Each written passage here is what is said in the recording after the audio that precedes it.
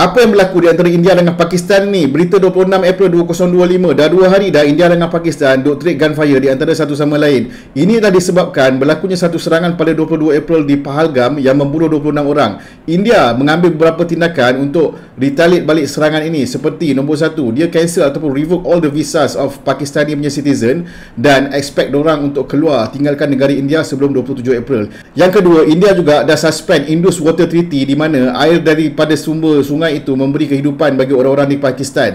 Selain itu, diorang juga dah close Atari Wagah border di mana ia menyukarkan lagi kegiatan ekonomi di antara kedua negara. Pakistan pula tak mau kalah. Diorang ambil few measure untuk retaliate balik tindakan yang diambil oleh India ini. Apa diorang buat? Yang pertama, diorang expel all the Indians punya diplomat dan diorang suspend visa of Indian nationals. Yang kedua, Pakistan close diorang punya airspace bagi tujuan ataupun kegunaan India.